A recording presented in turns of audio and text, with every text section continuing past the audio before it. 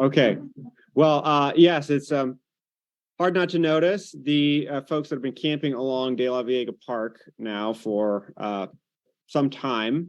I have started, I reached out both to Tony Elliott, the director of city parks that oversees De La Viega Park, the sheriff's office, county public works, and also the Santa Cruz Police Department to figure out how best to, deal with these campers who really are right on the border line between jurisdictions. So the first thing that happened was the city went in and changed all of the signs. I think they were no parking overnight to no parking anytime.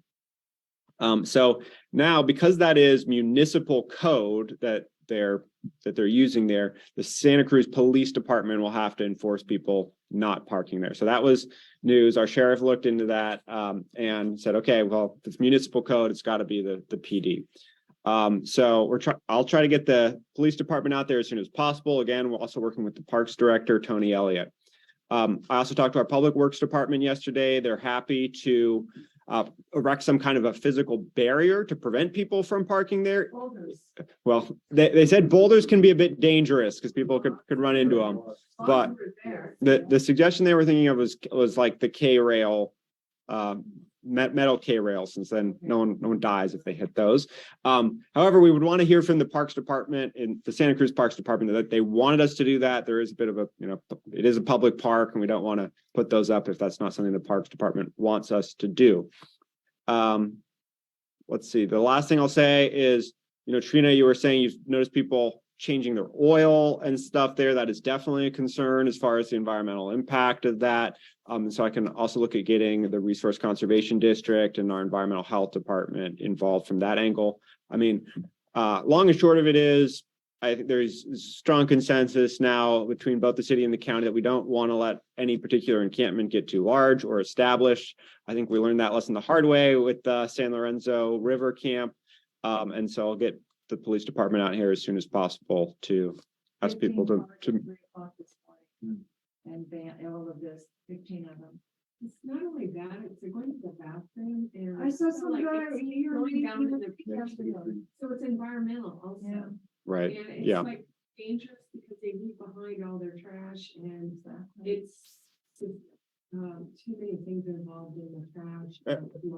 Can you guys online hear folks in the audience? It's a little difficult. So if we could have one person speak at a time, Calling in. appreciate it. His dispatch keeps saying, well, they're just going to go someplace else. They need a place to sleep. Well, we're putting up with this and the animals, everything in there, it's horrible. I cry when I go up and down sometimes. Mm-hmm. And then where the signs are, where it says no overnight parking. There's park 15 overnight. people. And it's Yeah. like when you call in, nobody goes out there and does anything. The sheriff's office, I will say, where just north of what we're talking about here, Mm-hmm. it was a horrible problem, and there were about 4 of us that called constantly, cleared the entire area and Granite Creek, and they never came back. The Okay. sheriff's office was really on it. That's my concern, is that if they can't be there, they're just gonna move on up. Mm-hmm. They're up.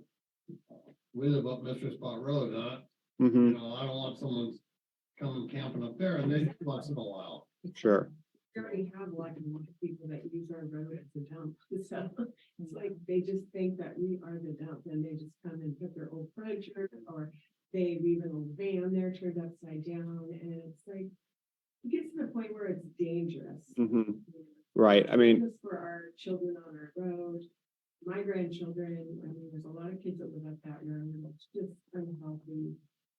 There's a lot of people that are drug ridden, and I don't feel it's safe. And it's growing. It's growing. I completely understand. So for all the reasons you've listed, notably the environmental impacts of both people using the restroom and changing their oil and becoming territorial.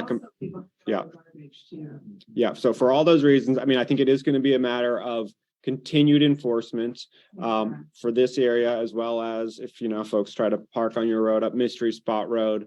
That of course is the sheriff's office, and we'll send deputies there. I came down the road one day about a year ago, and somebody had unloaded a camper, put the jacks down and Mhm. drove out from under it and just left it there. Oh, Right. of course, I know. Yeah, What do I that, call it? And they're painting vehicles now too. yeah, that was the other thing I'll make a note of is, I think our sheriff's office has a slightly more robust vehicle abatement program in the cities, and has some funds to actually tow vehicles, so I'll make sure we, So what is the law with how long they can stay there before they're towed? 4 days? Well, 4 days, if you're there 4 days, it's considered to be abandoned, and then you can call it. But now what they're starting to do is a lot of them is after the 4 days, they know it, and then they'll move 10 feet for another 4 That's days. what the blue box. That's what the blue box is. That's what Okay. he said, they're 4 days, and then it's like back and forth. And he waved and laughed at me.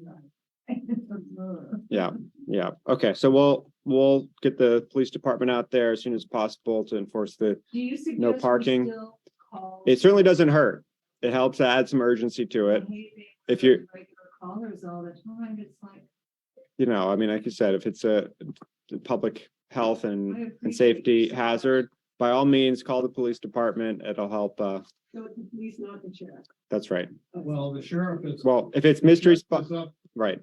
If it's another road, Yeah. right. But in this case, because it's still really part of the city park and it says city municipal code, Right. as far as the no parking signs, there has to be a police officer that enforces the city law. I'm just wondering if they put no parking in those spots where it's kind of a, where they're parking now, kind of in little U shapes before you get to George Washington, would they still park there? Because that seems to be the culprit. No, That- they're parking no matter what the sign says. Okay. Well, years ago, those logs weren't there. Right.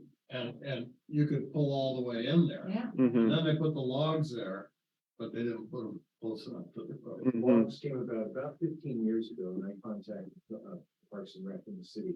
And was Yeah. to try and get, Yeah. it seemed like a good fix. You know, It it- wasn't as it's a problematic cheap as it fix was. too, you know? Right. Yeah. Like I said, well, Box costs a lot of money to put in there. I think the K rail is a good idea. yeah. So we'll definitely, like I said, explore physical solutions with our public works department and city parks, and we'll do whatever they want to. That somebody cares, thank you. You're welcome. Yeah, no, when I'm not officially on duty, I'm also riding my bike up here, so I've seen it go on now for many months, so. Okay, let's move along then.